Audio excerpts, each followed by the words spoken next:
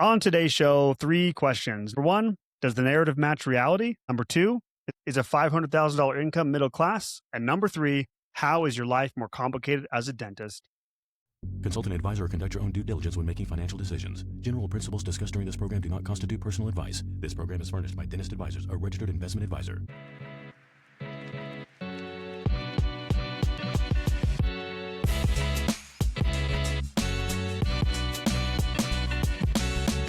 Welcome to Dentist Money's 2 cents, where we help dentists navigate all the noise. I'm Matt. I am Jake. And I'm Rabih. Yeah, you are. How are we feeling, guys? Feel wonderful. Jake, you golfed yesterday. My mood has changed. You know, the seasonal depression of Yeah. kind of hits at the beginning of every year. We're getting warmer weather here in Utah. I feel awesome. You do feel great. perkier in the spring. I think it's like March Madness. We got the Masters coming up. You've got spring football It's like starting. it feels like this is the real fresh start of the year rather than January 1st. Yeah. It's still like winter. It's like this now that we're getting into spring and summer feels like, okay, let's tackle 2026. Yep. Totally agree. Happy New Year's, Jake. Yes. Happy New Year. Happy New Year to me.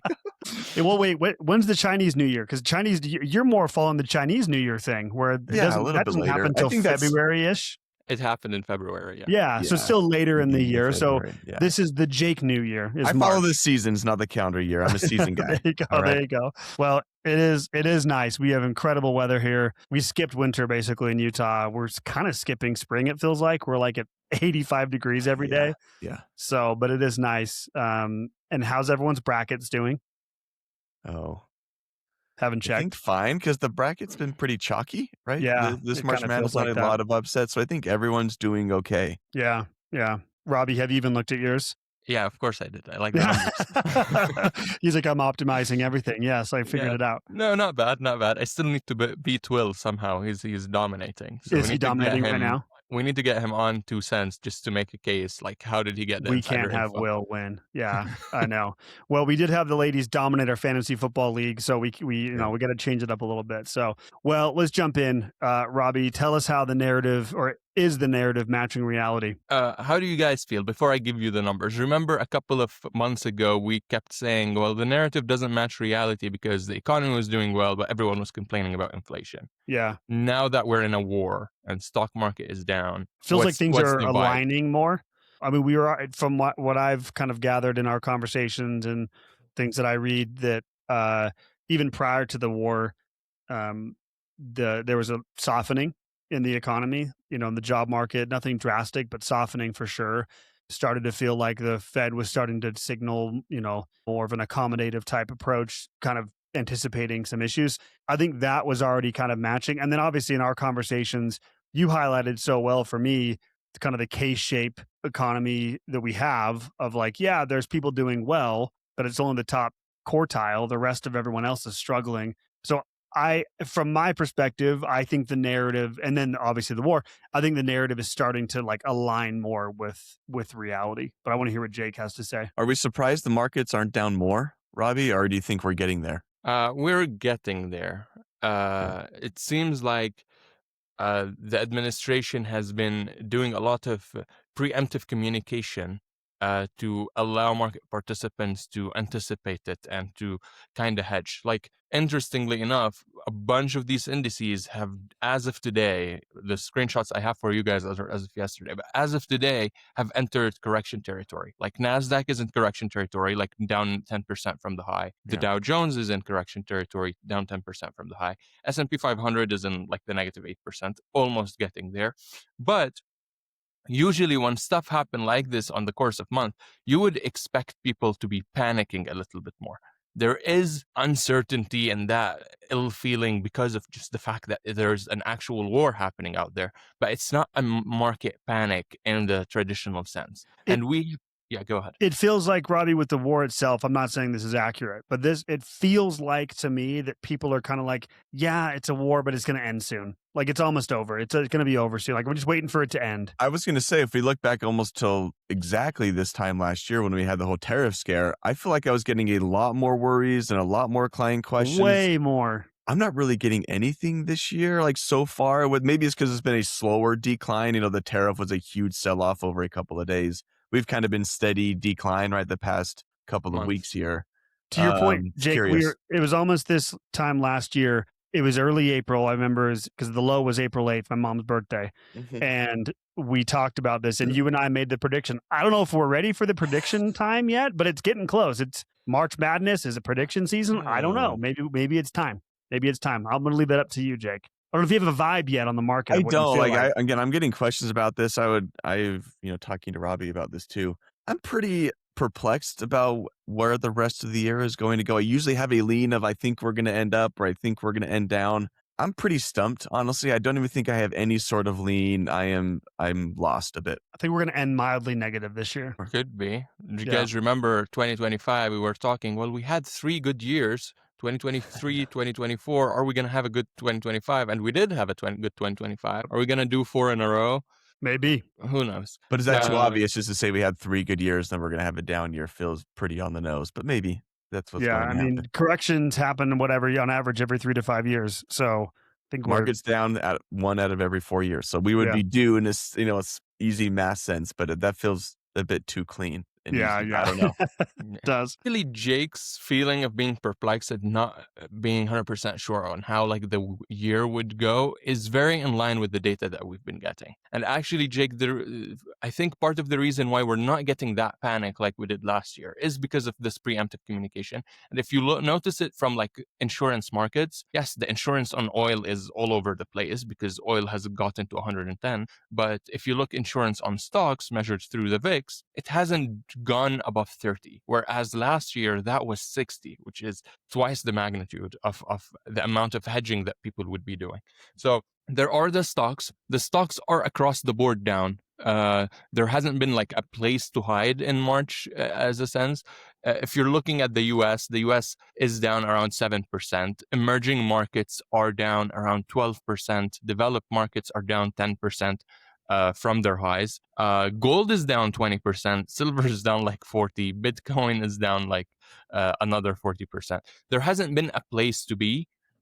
Even bonds, which are supposed to be a safe haven, but bonds do not kick in as a safe haven until the Federal Reserve intervenes and cuts interest rates when economies slow down.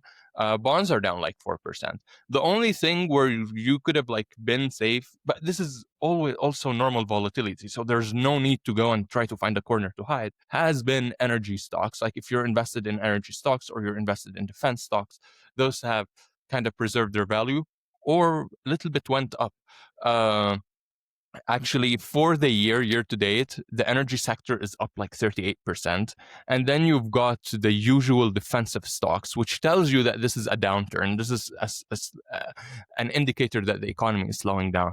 Material is up like 8%. Utilities are up like 6%. But then on the flip side, you've got financials down 10%, consumer discretionary down like 8, and then technology is down like another 8. So you can see that the way sectors are behaving is very similar to a slowing down economy. The way developed, emerging, and US markets are behaving is very similar to a global geopolitical troubles, and everyone is flooding into the US. Everything is down, but the US is down less than the others, and that's because people are flooding into the US as a form of safety. And then interest rates are there. What is interesting, you guys, is that on like February 25th, we had very low prints on interest rates across the board for the 1 year, 2 year, 10 year, and effectively mortgages. All of these have went up since then by probably half a percentage point, like 50 basis points, which is telling us like mortgage rates are the highest they've been in like a year and a half. And this increase in interest rates is a reflection of the uncertainty of it. So yes, people might be expecting that, the war might be ending soon. But the fact that a 10-year interest rate and the 5-year interest rate are also going up by 50 basis points tells you that the whole communication about the war is ending soon is still media and politics. We really do not know. And because there's a possibility that this war extends for years, it's getting priced in to a certain extent. I hope not. Can Holy I ask cow. you a question, Rabih? I think this is interesting. You mentioned this administration being kind of preemptive about some of these things and letting the market react. I'm wondering, and I've not been alive for a lot of, in my adult life, presidential administrations. Have we ever had an administration this conscious about the stock market? It is. No I way. wonder if we're turning like a new leaf, or if this is just a Trump thing of like, they really care about what the stock market is doing. And like a lot of their framing is, how is this going to impact the stock market? Not just like the economy or different things, but just like the pure sticker shock. What are the markets doing? I don't really have a comment about. I just think And that's reacting to curious. it, yeah, Yes, I think changing that's their curious. Yeah. narrative around it, totally. Yeah, I don't think other administrations really cared about it, but also we now live in a different age than we did I when guess like that's what I'm the Iraq commenting on, just the war different happens age. or Vietnam war happens, right? Right now, the stock market, everyone's 401k is invested in it. Yeah. The stock market is too big to fail. But when we say too big to fail, it means we can't have the global economy crash because that will hurt consumers. But this does not mean that a stock market dropping 20-30% should become out of the norm. It is still without the norm. And if the stock market drops 20-30%, people should be, accounting for that. It should not make you sleep on the streets if that happens to you. But Jake, there has been kind of multiple incidents where this makes sense that this administration really cares about the stock market. The operation that happened in Venezuela with Maduro happened over a weekend. The war that happened in Iran, February 28th, happened Friday night. Yes, these post-market events. Yeah. Exactly. And then earlier this week, the president tweeted that there's going to delay attacks on energy infrastructure for 5 days. Happened on Monday morning, right before market open. And then he said, oh, we're going to extend it until 5 days, which that puts him in another weekend. So it seems like part of the military strategy or economic military strategy of this administration is that whenever there is a big event that reshuffles cars, they would like to do it when global markets are closed to give themselves a leeway of 24 hours, 48 hours for market participants and investors to absorb it and price in risk rather than to react irrationally, because the markets tend to react irrationally.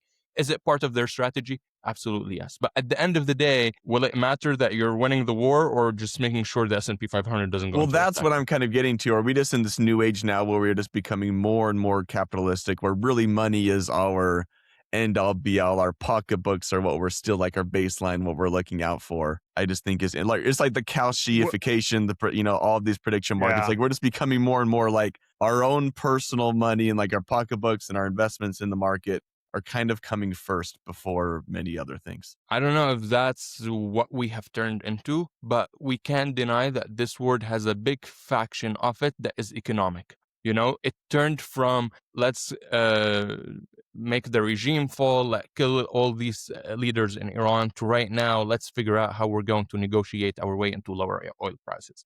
The war moved from attacking the personnel to a battlefield on oil prices and oil tankers. So it has an economic nature. And in a war that is economic, you don't want to show economic weakness, including a panicking stock market. In the grand scheme of things, these markets have dropped 10%, which if you zoom out and you look at the stock market over the course of 30, 40 years, well, as Matt said, these happen every single year. So even just the past year over year, we're still up double digits. We are up with this double drop. digits since last year. So yes, there is that uncertainty that's happening out there. It's being reflected into the market, but for the market, it's still just normal fluctuations. It's not as depressive as the news may make it to be. And one last thing I want to bring in, because I didn't last week, Matt. I was really grieving Powell. But they issued a summary of economic projections. And on the summary of economic projections, they tell us what their expectation for the economy is going to be, what the expectations for interest rate, unemployment, and inflation are going to be. And it was very interesting that these were released after the war. So they did not change their expectations after the war. And in 2026, they still think the economy is now going to grow annually at 2.4, up from 2.3 in December. So more economic growth, or decent economic growth. Unemployment rate is going to stay at 4.4 for the rest of the year. Inflation is going to be a little bit higher at 2.7 versus the 2.4. Their core PCE, their headline inflation, and their core PCE is also going up from 2.5 to 2.7. So what they're saying is that economy is still going to be strong, running above the 2% target at 2.4. Unemployment is going to be stabilizing at this 4.4 level, which is low historically because average unemployment rate is usually in the 6%. And then inflation is 0.7 above the target. But with that, we are not cutting interest rates. We're pricing only one interest rate cut this year.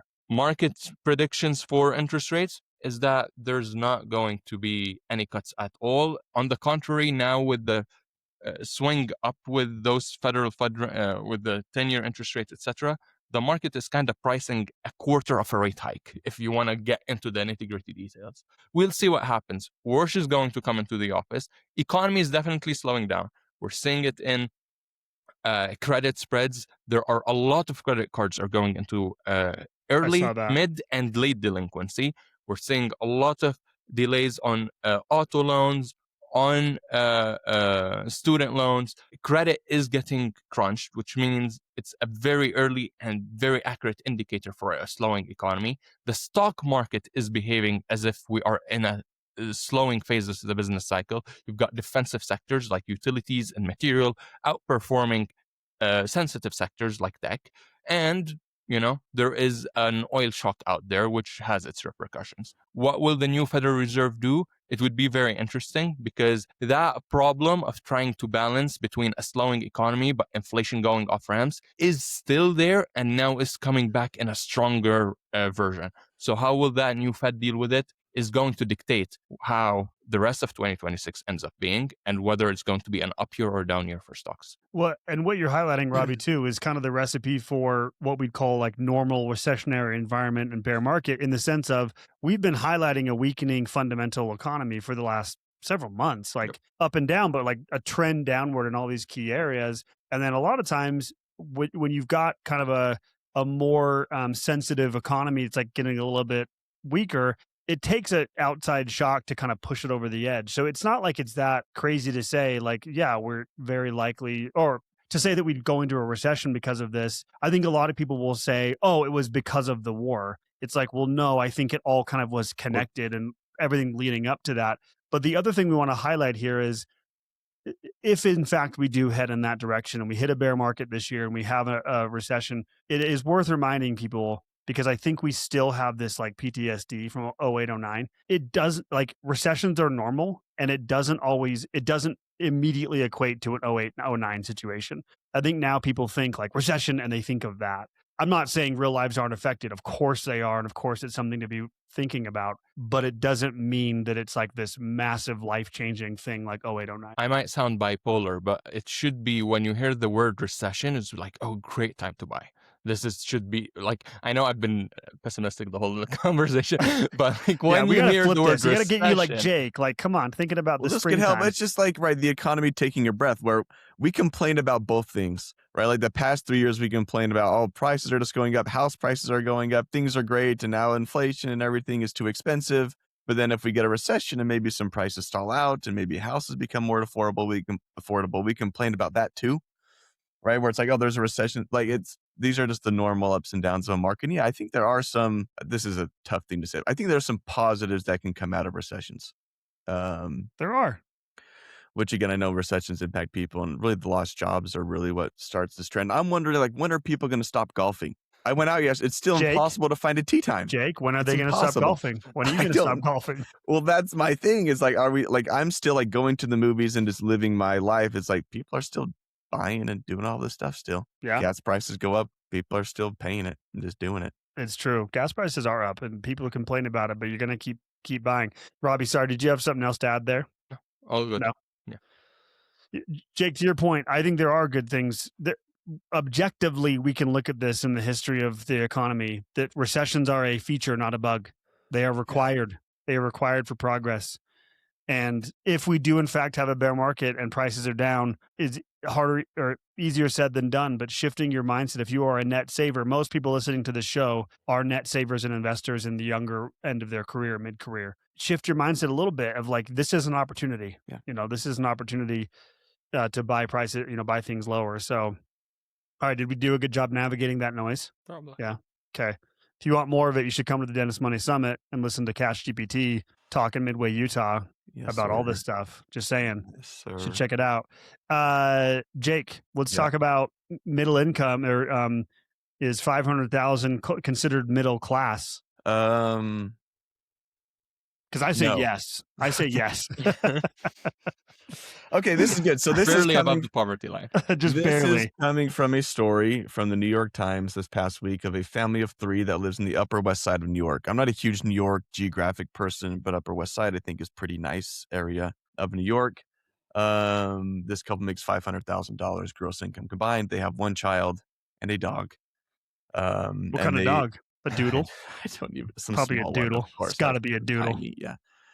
And just in this article, this is something the New York Times has been doing, is they're actually getting a lot of different people at different income levels in New York and kind of profiling their situation, which I like.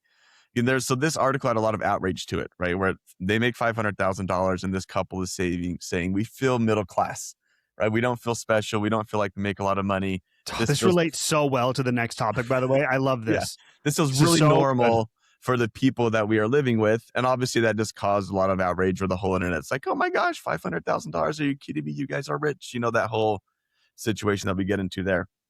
I do like these stories. I think there's partly rage bait in them, right? To get clicks in them. But I do like that we are highlighting people with like just seeing what a budget looks like at $500,000 income level, $100,000. I think it's good to open up some of these things to talk about people's budgets. Anyway, just some more details on this couple and this family. So they live in an 800 square foot apartment with 3 people, which But I think is small. what's their payment? $3,900 a month is what they pay. So $3,900 a month is actually, I don't think that's pretty crazy for living in New York, but Especially for making that 800 kind of square money. feet is wild to me. That is wild. Yeah. 800 square feet, 1-bedroom apartment, $3,900 a month. Can I share something really quick? Yes. The first apartment I ever lived in, first condo, Yeah. was 400 square feet. It's a closet. It was crazy. I'm trying to think the first one that Casey and I, my wife, lived in was 650, 700. Yeah, mine was like We felt 450. fine. We felt fine. Plenty of space. I With could a stretch kid, my though. legs. That's 800 square feet tough. I and a didn't have a dog. kid. I had a dog. I did have a dog. Okay. With the kid and the dog. So they're at 800 square feet, $3,900 a month. They spend $4,200 a month on daycare. Oh, that'll get you.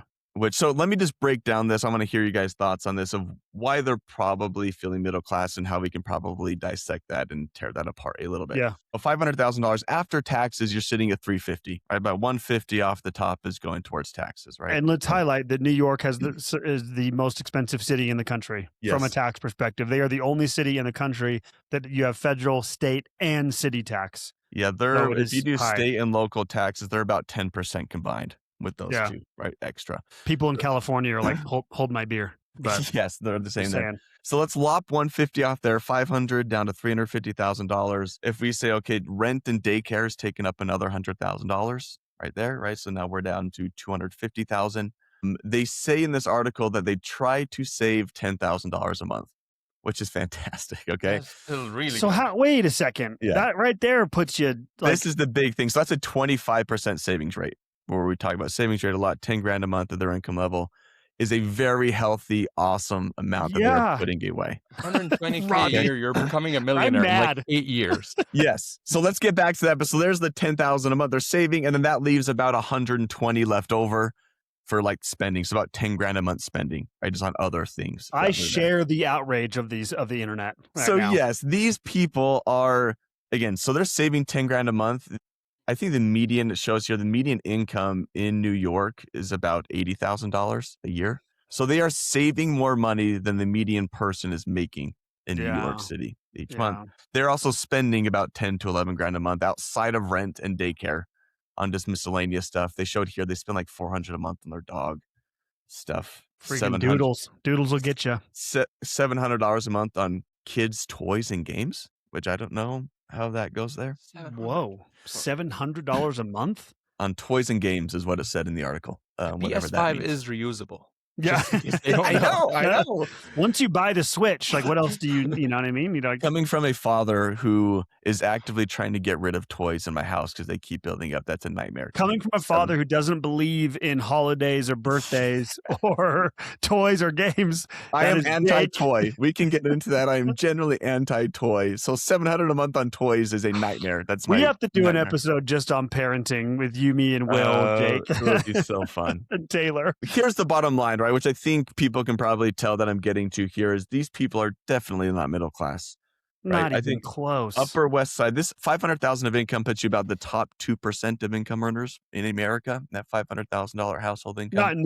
Not probably lower in New York still, but This is the thing where I think they are saying in this article, we feel middle class per the people we live around and in the area sure. that we are in, which is one of the Well, things I think yeah, rich people, I think it's okay to call yourself that if you make 500,000 a year. You feel middle class compared to the people around you, but just because you decide to live in an expensive neighborhood with expensive tastes does not mean you are middle class. It yeah. may mean you're middle for your peers and You're your middle of friends. your class. You're middle of your class there, but for all of America, like that was a choice to live in that neighborhood and to live that lifestyle, which I would not fault anyone for.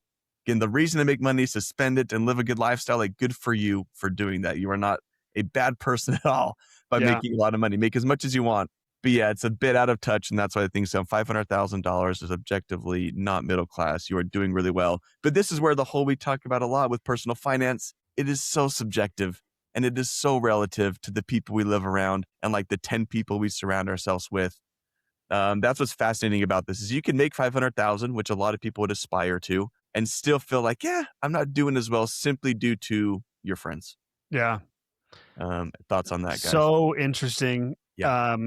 I think as a human race, one of our greatest gifts and our greatest curses is our ability to adapt to our surroundings. I think it's what's led to us thriving like this, also led to stories like this, where again, from the that I joke about the outrage. We see this all the time with dentists.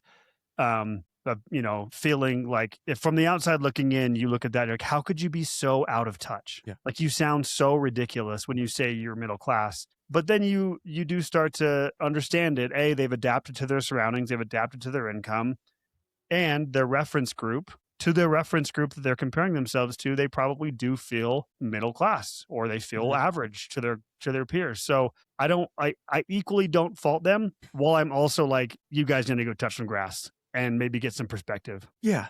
And I don't know, again, who even know? I don't think they're even coming off. Yes, they don't think they're coming off like, oh, woe was us really in this. They're just like, we don't feel rich, right? As I think there's honestly something like we make $500,000, we don't feel rich, again, based on the people living around. One thing I did want to bring up in this article, they say they've talked about the possibility of moving to the suburbs, so out of the city. I think they live like across from Central Park, like right there. Again, that's why they pay so much for the apartment that they have. But they said they really dread it. They don't like to drive. They feel like they'd be stuck. We really value being in the city and being able to walk everywhere. Yeah. So I kind of like where this is, again, personal finance is personal.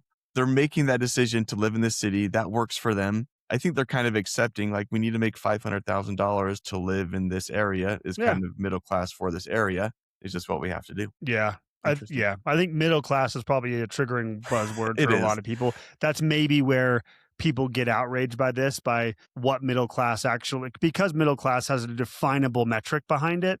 I think people probably hear that and they say, you can't you can't call yourself middle class. You could say, I feel average compared, I don't feel super rich or whatever, but the average, so they're probably 40 square blocks of where they live, right? That are really expensive.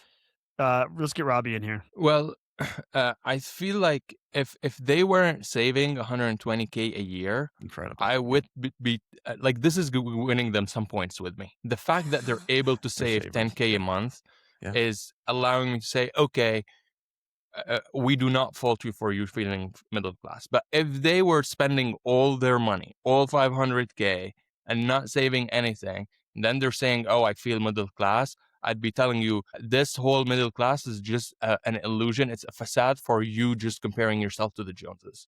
But the fact that they've got something right, then I think the feeling is justified. What? Is this article rage bait? No, I'm being serious. Like, what's the point of this article? Like, what was the title of this article? The title is How a Family of 3 Lives on $500,000 on the Upper West Side. So I don't think, like, the title itself isn't lending itself to rage bait, but the internet is taking it and is saying, look at this family who's spending $500,000, pulling out the quote of "we feel middle class," and running with it.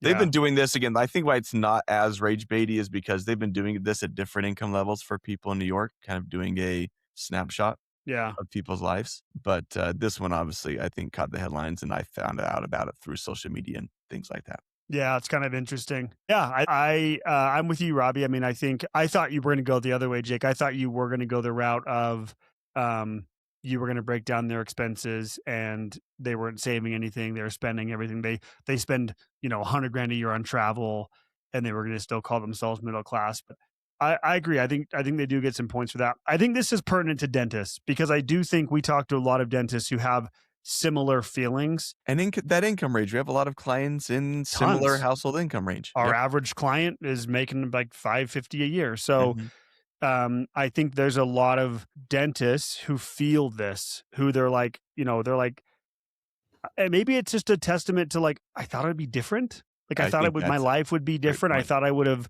solved bigger problems in my life, or I wouldn't Mhm. struggle with this, that, or the other. And it's just, I think it's a realization, the cognitive dissonance or whatever you want to call it, of when I came out of dental school, I had goals and aspirations of making this money, and now I'm here, and now it's like I'm still struggling with the same stuff. Like, I think maybe that's just part of it too, Yeah. and the reference group thing we talked about. I think one caveat for dentists, the people we work with, is the first part of your career where you do have a sizable student loan payment and a sizable practice loan payment often does hinder, where it's like, yes, you are at this income level gross, but once we take out your debt payments, it's a lot lower. And so it doesn't feel that way. It will, right? The hope and the light at the end of the tunnel is pay your dues, get out of that first 10 to 15 years of your career, and it'll feel a lot better than that. But yeah, I wonder if this comes down to people don't like to call themselves rich either. That's just like a human thing, right? We've kind of now, like, rich people are bad, I think, is a common sentiment. And so no one Sure. wants to call themselves rich, or it feels snotty to do so. But I think we need to get better at just opening up about it. Like, listen, I make Yeah. a lot of money, and that's great. I am very successful, and I've earned and made this money. I think that's okay to say I make great money, and 10 grand a month spending outside of daycare and outside of Living. rent is a lot of money to spend per month. That's a pretty luxurious lifestyle, given that the median American income is about $70,000 a year. Yeah. You are spending far more than the average person makes Yeah, that's an per interesting month. point, Jake. And we can have this lead into the next article, then the Yeah. final topic. But that's an interesting point there. Of, I think maybe it's a little bit of people feeling maybe a bit ashamed Yeah. of making good Or money, sheepish, nervous to sheepish, tell and kind people. of being Yeah. like, "Oh, I just feel middle class. Like I feel normal. Like it's almost like not wanting to just acknowledge, like, yeah, I'm killing it. I went to dental school, or I went to this or that, or I worked my butt off, and Yeah. I'm not and there's a difference of saying, and being cocky about it versus being like, I'm super grateful. I'm in a great position, and I feel really lucky, and I've worked really hard. Because I will say, I have people in my life, personal, very close people in my life, who have a little bit of this attitude, not meaning to, but like kind of being like, oh man, how do people do it? And it's like, I know how much they make, and I know how well they're doing, and I'm Mhm. kind of like, oh, you kind of sound like a jerk. You kind of sound like an out of touch, you sound a little out of touch. You should probably stop saying that, because people know how well you're doing, type of thing. So it's a balance. But this is hard. This is why money just messes with our emotions. It's so emotional, Yes. and so hard to deal with, which is why I like talking about these things, because, again, just having a conversation about it, I think, helps. Yeah, totally.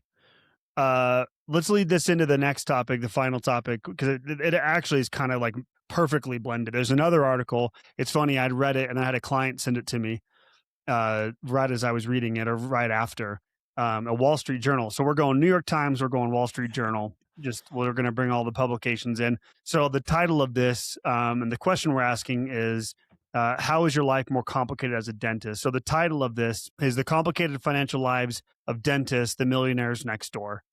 And then it goes on to say they have high incomes and valuable practices, but start their professional lives playing catch up, a challenge for the money managers chasing after them. I love that last little line. And there's kind of these themes throughout the article of like this like predatory approach of Mhm. advisors. And I was kind of chuckling at that a little bit.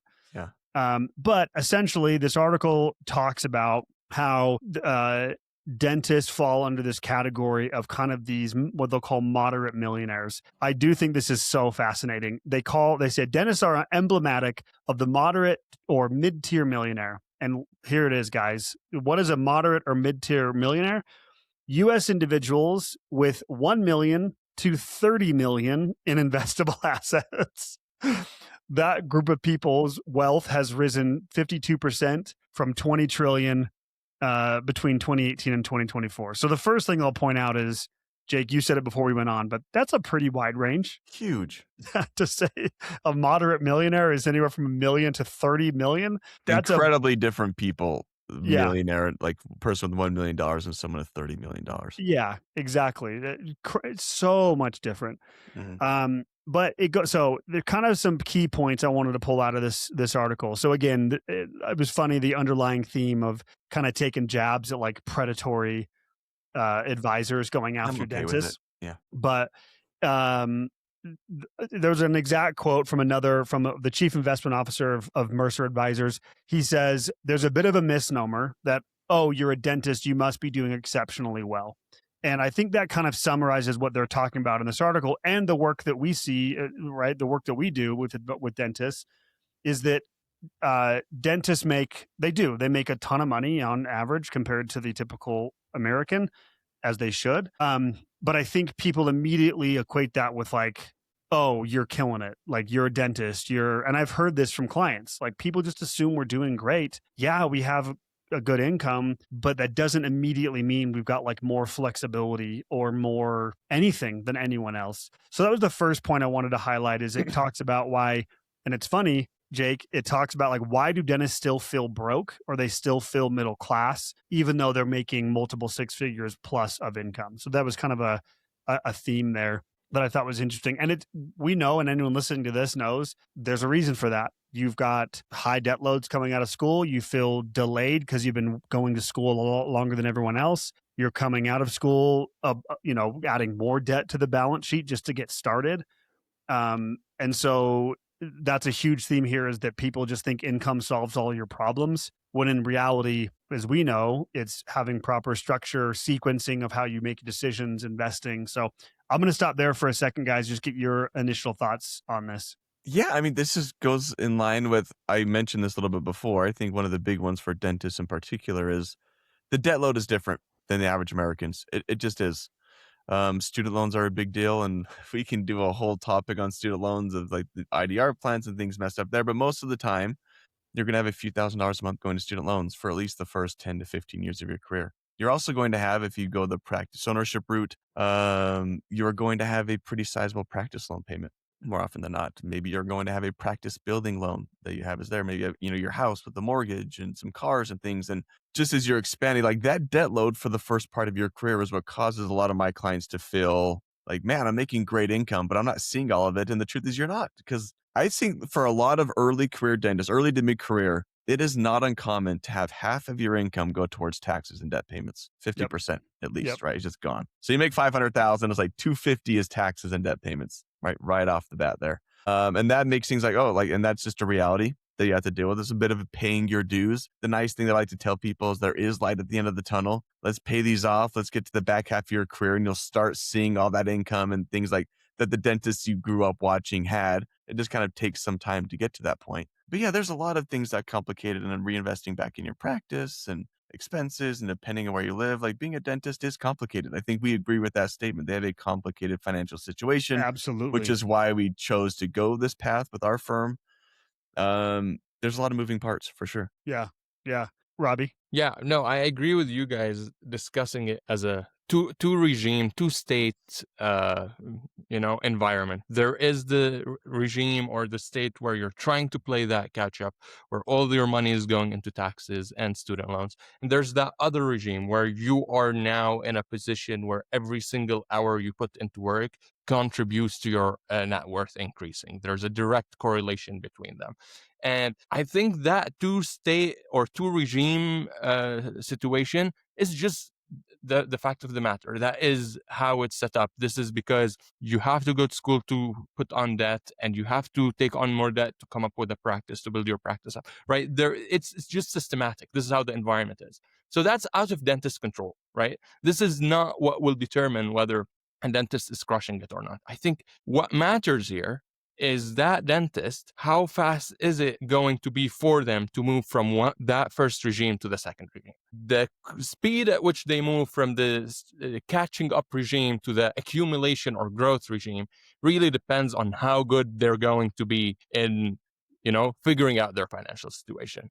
And often than not, dental school is not teaching you that. And running a practice takes away all your free time to learn that. So that's why I see there is a value for a business like ours, because it's going to hold your hand and make you jump from that catch-up regime to the accumulation growth regime as fast as possible. And at the end of the day, what will determine whether a dentist is crushing it or not is out of their whole time in their career, what percentage of their career was spent in the catch-up regime and what percentage of their career was spent up in the accumulation regime. And the faster you move, the better your odds are. Yeah. Yeah. Speaking of the catch up, they talk about this too. And we see this as well. Another theme from this article that came out was what, for lack of a better way of putting it, kind of like a delayed investor problem. Like they feel delayed in getting free cash flow to invest. So a lot of times that leads to being less disciplined and chasing things. And then you combine this with being heavily targeted. There's a theme again in this article of the dentists are targeted because the perception is high income. Oh my gosh, I can go work with these dentists. We've approached this from a completely different lens and angle. Jake, you highlighted it. Rabih, you're highlighting it.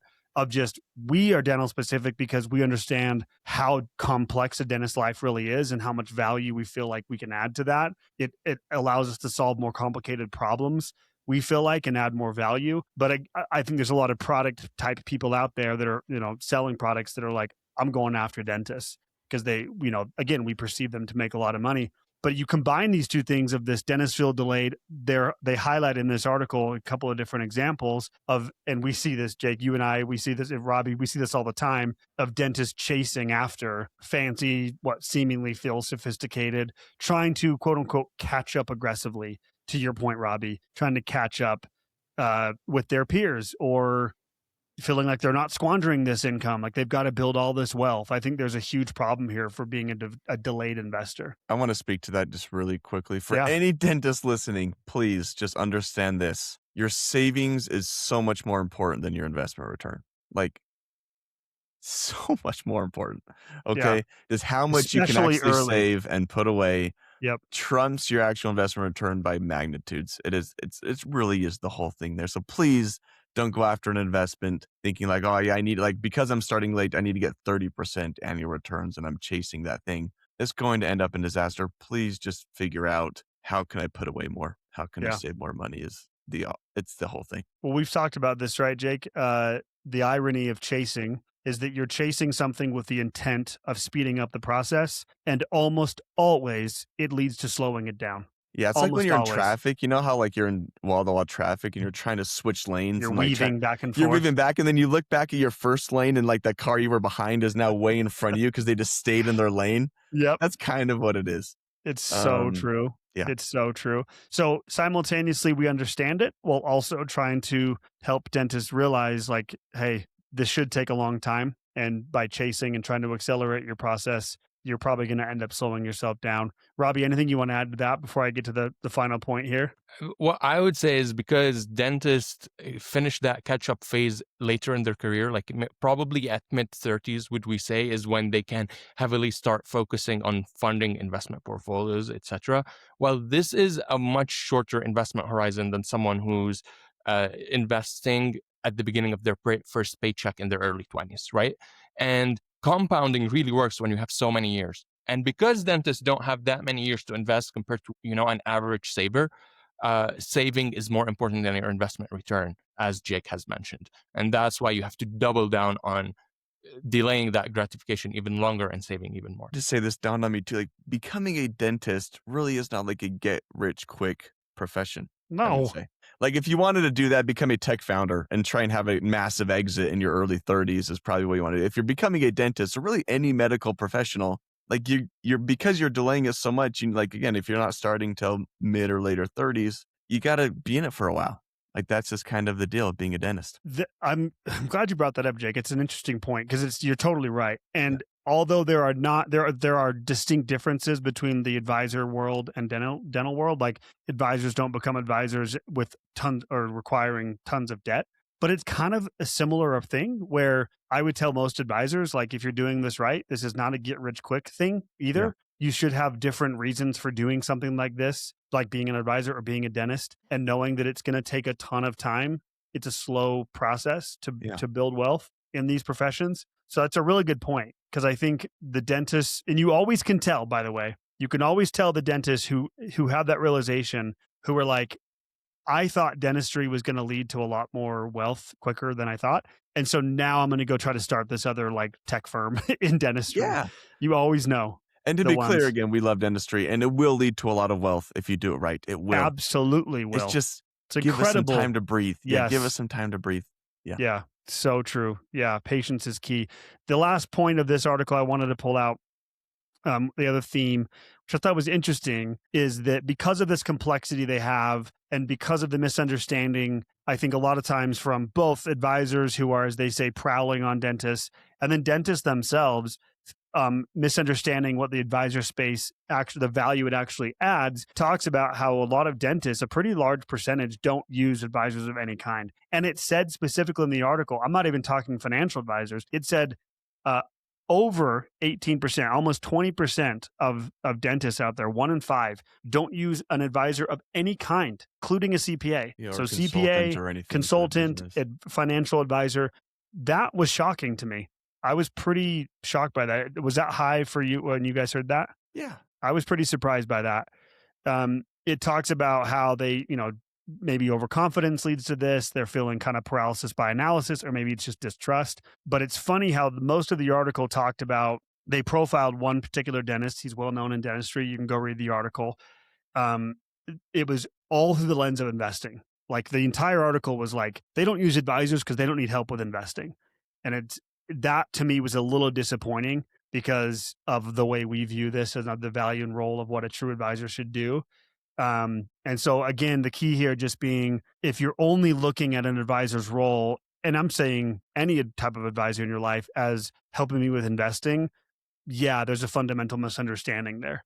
There needs to be more focus on the complexity of your life, helping you navigate your life and plan and goals around your values, your purpose, helping you simplify your life with this complexity that you feel. So any other final thoughts you guys have on any of this, Rabih? Well, what's on my mind right now is that if you think you don't need help with investing, then you don't know. Because I do this professionally, That was and my every first thought, single Rabih. day, it's a hard climb learning what is the right decision to make with all the stuff that's going on in the world. The people who say I It's don't very need help naive. are It's often the very ones naive who saying need that. the most help, is like Yep. kind of my thing there. No, I would say, like, there's always going to be people out there who like doing their finances on their own. They like having control of it. They have enough time to do it on their own. They do maybe, Robbie, invest and research and look at the markets. There's always going to be people that are like, I can do this on my own. Just as there's like really good bodybuilders who can go to the gym without a personal trainer, they're dialed in on their diet. That is like a huge passion and hobby of theirs to do it on their own. There'll always be those people. And that's great. If you don't want to hire an advisor, that's awesome. But I think a lot of people do want help on, again, like you said, Matt, not just the investment side, but it's all of the intangible. Do you want someone to help hold you accountable? Do you want to have someone to talk to through big decisions? Do you want to free up your time and buy your time back? Because we know how busy dentists are, and being a family person, running a business, being a clinician. Like, I think a lot of people are willing to pay somebody to help them just to free up some time to maybe spend some more time at the beach, for heaven's sake, with their family instead of researching stocks. And so it's all of those things that we would say an advisor helps with. First of all, Robbie, totally agree with you that the reality is, if you don't think you need help, that's a problem. That's a problem, not only on the technicals, but behavioral aspect. In this article, the dentist they profile, you can go read it. We actually know this guy. He's awesome. Honestly, such a good guy. But the irony is, they talk about how he says, I don't need an advisor. Later on in the article, talks about how he got completely scammed by a group and, lost like 250 grand. So just kind of like a little bit of a contradiction there. But Jake, to your point, I just talked to a dentist right before this. Shout out Eric. You know who you are, back east. He's awesome.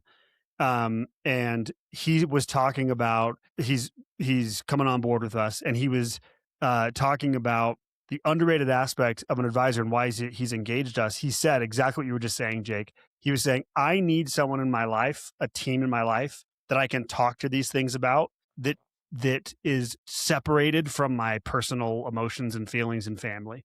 He's like, my wife doesn't want to talk to me about this. She hates this stuff. He's like, I'm in a smaller community. I don't want people in my community. I don't have no one to talk to about the income I'm making and what to do with it and my investments and the debt load that I have and expanding my business. And he's like, I need someone that I can engage with on a regular basis to have these discussions with, that is removing their emotion, that's more objective, that can hold me accountable to my goals. He said all this and I was like, dude, you get it. This guy's killing it, running an amazing business. And he's like, I need this help in my life. So anyway, I just thought it was interesting.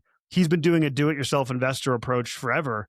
And he's like, I could probably keep doing that at Vanguard, or wherever he's investing, but there's so much more to this that I need help with. So it was really interesting that I just talked to him before we had this conversation. Okay. Anything else, Rabih? Jake, determined 500,000 is not middle class, I think. Not, I don't think so. Yeah. Unfortunately. No, but I guess fortunately for you, that's a good thing. If you're if you're beyond middle class, that's where you want to be. It's good for you. Good thing. Yeah. Yeah. Rabih, final words of wisdom. Well, good. I love everything you guys mentioned. It's a good conversation. Always love chatting with you guys. So if you are out there listening, you do need help, you do want to talk to us, we are always here. Advisors.com. Click on the book free consultation button. Talk to one of our friendly advisors. We'd love to hear your story, see how we can help. And again, we'd love to have you at the summit, summit.com. GPT main stage. Cannot wait for that. It's going to be great. Practice on your terms is the theme. Come out June 11th through the 13th and enjoy Midway, Utah, mountains of Utah with us. Golf with Jake. If you're a golfer, let's go. Come on. Jake's taking you out to one of the best courses we've ever seen. It's amazing. Okay. Well, for now, everyone, thanks for listening. Jake, Rabih, thanks for being here. That was our 2 cents. Till next time. Bye-bye.